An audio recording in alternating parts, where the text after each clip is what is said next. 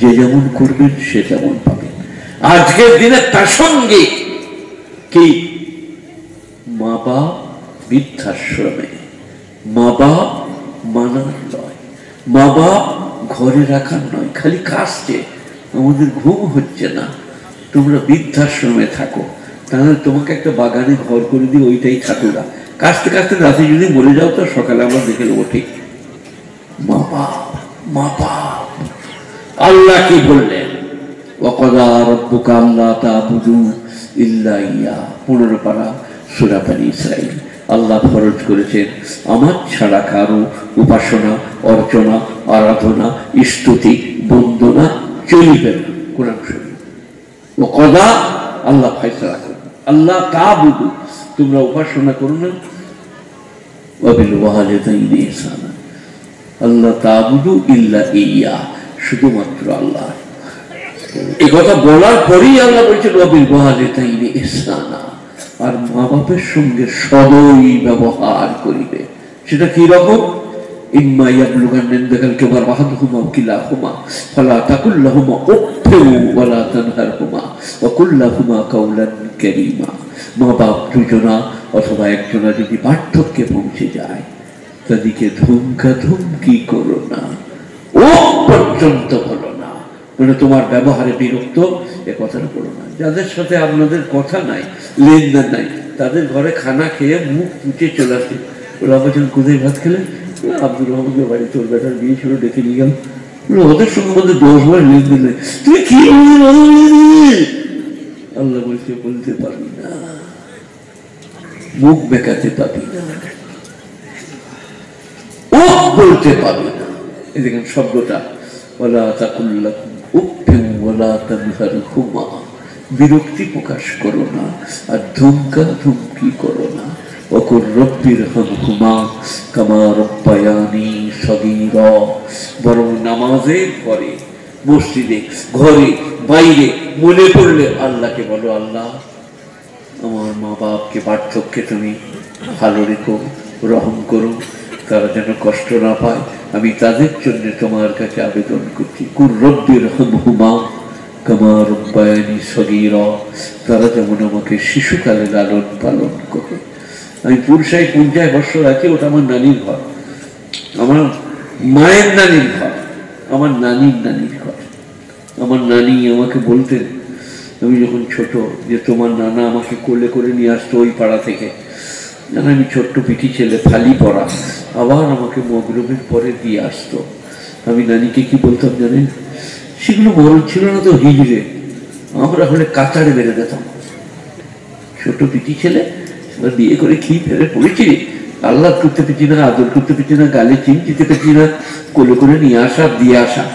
তখনকার পুরুষরা কত ভালো ছিল, কোলে নিয়ে আসতো, আবার দিয়ে আসতো। তো আল্লাহ বলছেন রব্বিরহামহুমা কামা রাব্বায়ানি সগীরা। এই পুরুষাই আমার 50 বছর হয়ে গেল। মসজিদে ছিলাম আগে, মসজিদ মাদ্রাসা দুটোতেই, এখন শুধু মসজিদে থাকি, মাদ্রাসায় থাকি। বীরভূমের অনেক ছেলে পড়ে, তো গায়ে পেরিয়ে গেলে আমি কি বলি জানেন, এদের ছেলেকেও বলতাম, পেলাম না কাছে কোথাও, মানুষ নিজের ছেলেটাকে কাঁধে করে নেয়, বুকে করে নেয়, বাছু, সোনা, ধন, লাল, নিজের ছেলেটাকে। আমি বলি, এই তোকে তোর বাপ ওই রকম করেছে। আপনাদের মধ্যে কারো যদি এটাই প্রতিবাদ করার থাকে বলুন, তুই যেমন তোর ছেলেটাকে করছিস, সোনা, লাল, বাছু, চুপ, কি খাওয়াবো, কোথা নিয়ে যাবো, তোর বাপ ওই রকম করেছে তোর জন্যে। আপনারা কি বলছেন, কথা বলে না যে না না বাপ খালি গোড়াল মেরেছে, লয় গো, এইখানে শিখা, দেখে শিখে নাও, তোমার ছেলেকে তুমি যেমন করছো তোমার বাপ তোমাকে ওই রকম করেছে। আমার বাপ প্রায় বলতেন, একবার আমার চাচাতো ভাই মারা গিয়েছে, আবু বক্কর নাম, আমার বাপের আগেই মারা গেল, তারপরে তো বাপও মারা গেছে। তো বলছে একবার তার বিয়েতে গরুর গাড়িতে পড়ে, আমাদেরও একটা গাড়ি, তো বলে তোকে গাড়ি করে নিয়ে যাচ্ছিলাম, আর ওই আমরা শলি জুতা বলি, গরুর গলায় যেটা লাগানো থাকে দিয়ে শলিতে দেওয়া থাকে, ওইটাকে আমরা শলি জুতা বলি। এটা জুতা, ওইটা শলি, ওটা ছিঁড়ে গেছে আর গাড়িটা পড়ে গেছে। আব্বাজান বললে তুই পড়ে গেলি, আমি তোকে বুকে করে ধরেছিলাম, হাঁটু গেড়ে মাটিতে ঠেকতে দিয়ে নাই,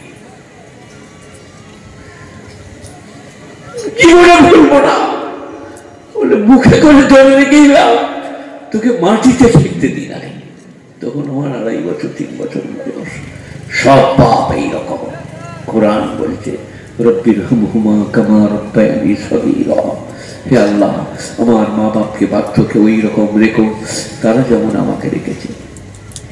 আর প্রসঙ্গত এসে গেল, বিবি আয়েশা বলছেন কাটোরা পিয়ালায়, এই আমাদের এই সমস্ত গিলাস নয়, কাটোরায় পিয়ালায় আমি পান করতাম পানি, তারপরে সেই পিয়ালাটায় আমি যেখানে ঠোঁট লাগিয়ে পানি পান করতাম, ঠিক এইভাবেই আছে হাদিস শরীফে, সেইখানে নবীজি ঠোঁট দিয়ে পানি পান করতেন। কি ভালোবাসা, কি শ্রদ্ধা! আয়েশা তুমি আমার, তোমাকে আমি ভালোবাসি। একদিন বিবি আয়েশা বললেন, একজনের গলার আওয়াজ পেয়ে নবী একটু খাদিজাকে মনে পড়ে গেছে, গলার আওয়াজটা তার মতো। বিবি আয়েশা বললেন, ইয়া রাসূলুল্লাহ আপনি এখনো বুড়িটাকে ভুলেন নাই? বলে আয়েশা কোনদিন এ কথা বলল না, আমি যখন শোবে আবে তালেবে বন্দী ছিলাম, বাবলার পাতা ইত্যাদি পাতা খেতাম, ছাগলের লাদির মতো পায়খানা হতো, সেই দিনে খাদিজা তার আত্মীয় স্বজনকে বললে আমার স্বামী বন্দী আছে, আমি ধনাঢ্য রমণী, এখানে আমাকে থাকবো না, আমাকে শোবে আবি তালিবে পৌঁছে দাও, আমি আমার স্বামীর কাছে থাকবো, তার নাম হযরতে খাদিজা। কোনদিন তার সম্বন্ধে আর কোনো ওই রকম মন্তব্য করো না, তার নাম বিশ্বনবী। স্ত্রীকে ভালোবাসবেন, দেখবেন উনি সুখে থাকবেন। আমি সেই মুর্শিদাবাদের নগরে জলসা করার পরে রাস্তায় বেরিয়ে এসেছি, আর একজন লোক ছুটে এসে বলছে আপনাকে খুঁজছি হযরত। হযরত বলে কি হয়েছে বলুন? বলে আমার স্ত্রীর সঙ্গে কথা নাই, আমি ওপরতলায় শুয়েছি, নিচে তলায় আমার ঘুম হচ্ছে না, মাসের পর মাস জেগে আছি, ঘুম নাই। আমরা আজকে গিয়ে পায়ে ধরে ভাব করো না। আপনি পায়ে ধরতে বলছেন, আমি বলছি পায়ে ধরতে, যে বলো গা যা হবার হয়েছে ক্ষমা করে দাও, আমি তোমার তুমি আমার, দেখবে তুমি মাঠে শুনেও তোমার ঘুম ধরবে। স্ত্রীর সঙ্গে ভালোবাসা। আর যদি দেখো যে কথাবার্তা কুলিয়ে আসছে না, তাহলে বলো আসসালামু আলাইকুম, সাড়া দিচ্ছে না, আচ্ছা কাল আবার দেখবো, আসসালামু আলাইকুম, আস্তে করে বললে ওয়ালাইকুম সালাম, তুমি বুঝতে পারলে ঠোঁট লড়েছে। তুমি অন্যদিকে মুখ করে বললে এক কাপ চা করে দাও, সে চা করে নিয়ে এসে নামালে হাতটা ধরো, ধরিয়ে বস করিয়ে বলো তুমি একটু পান করো, সব খিলানি মিটে যাবে, ভালোবাসা তৈরি হয়ে যাবে। স্ত্রী মারাত্মক নিয়ামত, আল্লাহর বিরাট দান। আল্লাহ নবী বলছেন মিশকাত শরীফ কিতাবুন নিকাহ 2য় খণ্ড, খেয়ারুকুম খেয়ারুকুম লিআহলিহি, তোমাদের মধ্যে উত্তম পুরুষ তারা যারা তাদের স্ত্রীর কাছে উত্তম, ক্ষমা করে, দয়া করে, মায়া করে। এইখানে আর 2টো হাদিসের পরই একটা হাদিস, লাউ তারানিল মুতাহাব্বাইনি